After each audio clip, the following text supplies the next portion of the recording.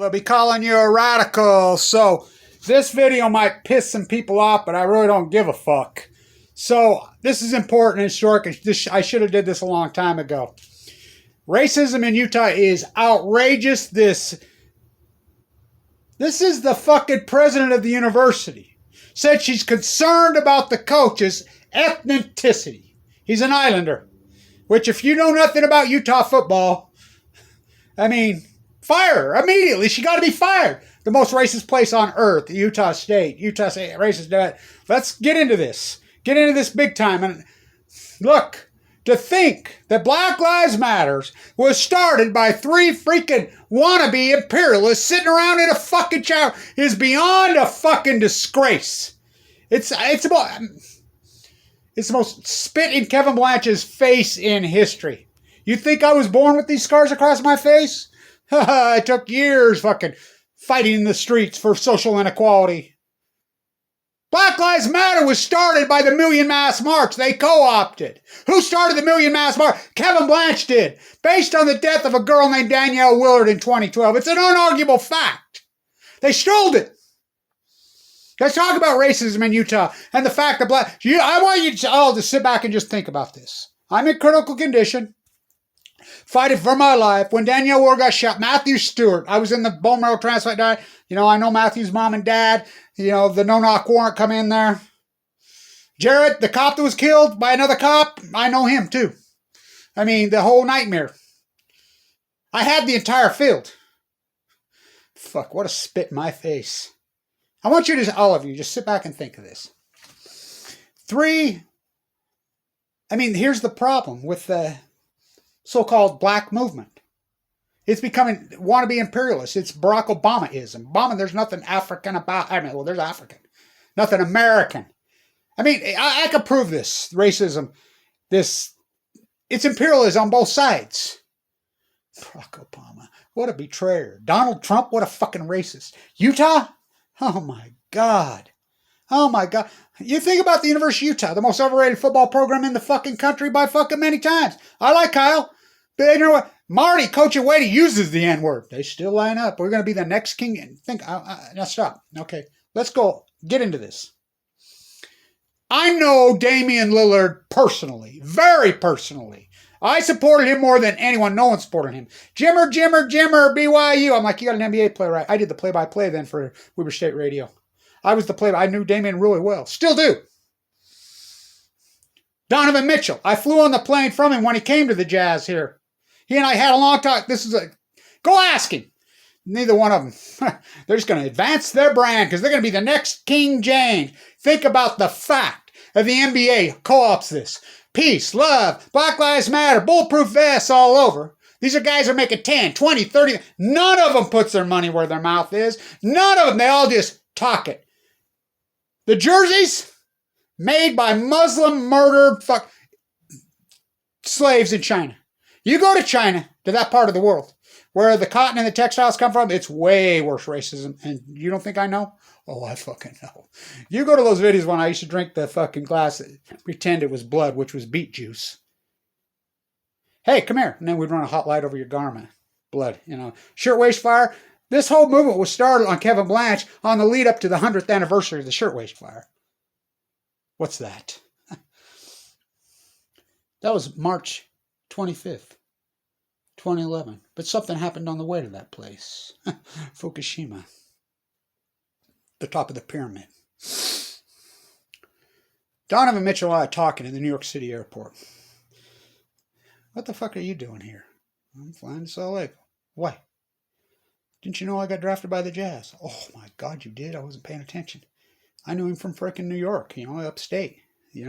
I've spent, Million Mass March, Anonymous, that's Occupy. I follow basketball. Did the play-by-play for Weber State for years. Been fired 10 times from a job that doesn't pay. They'll come begging again. So I'm like, they have the most racist fans in the world, Donovan. Oh, yeah? I says, yeah. I says, did you remember the end of the Warriors series when they swept them 1-8 last year, the 2017 series, and those elitists, which are the Eccles boys, Spencer and Clan, Zion chirping to Kevin Durant in his face. And he goes off and he scores 17 in a row. Yeah, I do remember that. You know what he said to me? This is a quote, Donovan Mitchell to Kevin Durant. Don't feed the lion. So he gets here. Oh, he experienced it firsthand. Utah Jazz fans are the most racist in the world. Hopefully this new owner. The Millers are gone. They need to go. You know, Larry Miller was a great owner. But, you know, he played freaking Karl Malone. But they need to go. This new owner, hopefully, I have hope, you know, this .com, BYU billionaire. So let's get back to Damian. So while Damian was playing there was a marquee young football player there named Trevon Smith. Him and Damian knew each other. All-time leading rusher in the 100-year history of the Weber State football program. Donovan knows him personally. On the campus side, lifting weights together. By the way, Damian was just here. He's a training beast, and I like Damian a lot. And I love Donovan. You know, don't get me wrong. I love both of them. I mean, I'll tell you right now, you're talking, and I know Damian, he has the focus and the intensity of a Michael Jordan, a Kobe Bryant. He's one of those, for real. I mean, he is that intense. Nobody works out like him. He's a freak, and he can stoke that fire like no other. Why do you think every time he comes to Utah, he'll put up 30, 40, 50 on him? He hates him, and I'll tell you why. This is a great story. This is a true story. Now, stay with me. I'm doing the play-by-play. Damian's going to play Jimmer, BYU. He broke his foot. So he would sit on a chair in the arena and shoot freaking out of a chair for 2 hours a night. So I'm sitting there with Frank Layden, another Brooklyn guy. Frank used to come to Weber State games, which, by the way, he's a gem. We love that guy. That's who built the Utah Jazz, and they jerked it out underneath him. So he is sitting with me, and a scout walks over after the game right there. Well, the game's almost over. And, hi, Frank. Hi, what are you doing here? Scouting some players? Yeah, I'm scouting a player. Who? This so-and-so player from Eastern Washington, which was a good player. And I looked right at him, and I says, your NBA player's sitting right there. And I pointed, and there's David sitting right by me in his boot. He laughed. Damian Lillard heard it. Oh, he heard it. I mean, you think about him on the Kobe game that night, because he was ahead by 22 points at halftime at Weber State and lost the championship game. Somebody says, oh, what makes Damian Lillard, nobody could guard, there's a video out there, nobody could guard Damian Lillard at Weber State. You want to bet on that one, fuckhead? Anthony Johnson, oh, he shut him down. Anthony Johnson never missed a free throw a game. They were ahead by 22. They beat him. Damian Lillard never played in a tournament, and he's all that. He needs to, I think he'll be MVP this year, but this is important because, now think about this. You got a bunch of guys, 30, 40. Damian Lillard made Forbes. His net worth already is something like $750 million. He's approaching a billionaire. His Nike, his bodyguard's walking around with him. I did his play-by-play on his alumni tournament game last year when he shot the half court, walked out and dropped it. He's right there. The guy sitting next to him is his Portland Trailblazers bodyguard. So do you think, now sit and think about this. This coach needs to be fired. Utah's so full of racism. The country's racist. Now think about this. I'm in D.C. I'm the guy who probably, well, there's no doubt, Million Mass March. I invented Million Mass March. That's who started Black Lives Matter. Myself and John. I go clear back pre-Occupy. Wheeling up to the shirtwaist fire. That's how this all evolved. Like I said. So you got 3 women sitting around. You're going to be the next King James. Think about what the NBA hijacks the movement. They got fucking on their uniforms made by Muslim slaves. If you're in that part of the world, they jerk the baby out of your fucking gut and murder it. Completely genocide. It's the most racist place on earth, in the history of earth. That's where the textiles come, not mine. That's making your Black Lives Matter shirt. NFL players running with hair extensions from executed Chinese slaves down the field. I want you to think about that. To think the blood and the pain. You know how many people have died in the street? You think I was born with these scars across my face? That's brass knuckles from a fucking cop. You have no clue my path. To think that these 3 women sitting around in a chat room are going to take credit for this fucking incredible fucking movement. It's beyond disgusting. It's beyond a spit in the fucking face. I mean, that's what they've turned it into. You could be the next Barry Antoinette Obama. Obama? I can prove it on both sides. I mean, I'm in D.C., the fuck Trump movement. That's how it was. His racism that got him beat. The rest of racism, America voted for him. You don't give a fuck. It was Philadelphia voters. It was Atlanta, Georgia. It's Michigan because he fucking tear gassed me and he had to go. He's a fucking racist dirtbag. I'm standing there watching the results. They're beaming on one of the boarded up windows with this incredible, intense black female. African American. I hate that.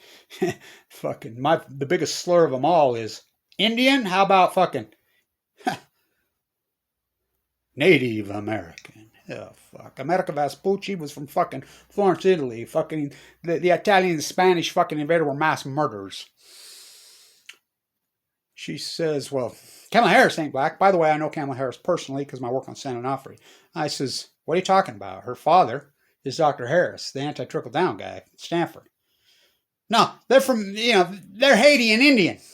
Yeah, her mother's from India. I know her mother, too. I used to protest her with her in Livermore. She died of cancer. I says, she's more African-American than Barack Obama. What? I says, American? Haiti? Jamaica? You don't think that's part of America? You don't think that is the slave trade? I mean, how did Haiti came to be? They escaped out of the fucking prison and took over the fucking island. That's where it was all. Ask Alexander Hamilton. Again, ignorant American. Barack Obama had not 1 ounce of so-called American lines. He's an imperialist oligarch family from Africa. His polygamous father, not here in Utah, polygamous father in Kenya, Harvard, and his whitey related to Dick Cheney mother. Nothing African-American about. Nothing. I like how he fakes he can play basketball. That guy can't walk and chew gum in his mom jeans. I'll play against him any day and I'm 5'8". I'll play against him I'll put up let's play for 100,000. I'll put up 1 million. In fact, I'll spot him 10 points and we'll play to 15. And I'm 60. That guy, he's no fucking athlete. He's a phony. He's set back racial relations so far, and Trump advanced it even further. So I want you to sit back and think about this. You could be the next King James. From heart, give my Dick Motta. This is important. This is my Dick Motta. I know Dick Motta personally. Yeah, Dick Motta. Now this is a big issue in the NBA community. I know Dick personally. He's a Weber State guy. Yeah, yep. When Dick Motta won the championship with them Bullets, Wesley's son coaching, Paul Silas' son, and everybody's giving Harding shit because he's bolting on it. It's about time. We should have more African-American coaches. No, I hate that one. More black coaches in the NBA. Absolutely. And in the NFL. Look what he's done in Pittsburgh. Fuck, you want to talk Belichick? Fuck, that's probably the greatest fucking coach in the last 20 fucking years. Is the Steelers. Mike, we go from hard hats. Players made less than 3 times the average working class in America. Now they make fucking $1 million. It's disgusting. And so, I want you to think about this. They co-opt the Black Lives Matter movement. Oh, it turned everybody off. I wonder why. A bunch of imperialists. Your chances of being in the NBA to anybody. I guess you're born a fucking 7-foot mutant. Trevon Smith and Damian Lillard friends. Trevon Smith last year on 4th of July, 2 years after his football career, Damian goes in the draft, lighting up. He has a stroke. He's got fucking problems going on. Where's the NCAA then? Where's Weber State then? Where's fucking McBride then?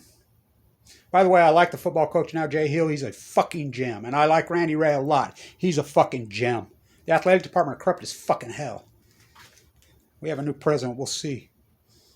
Weber. Utah State, this one needs to be fired.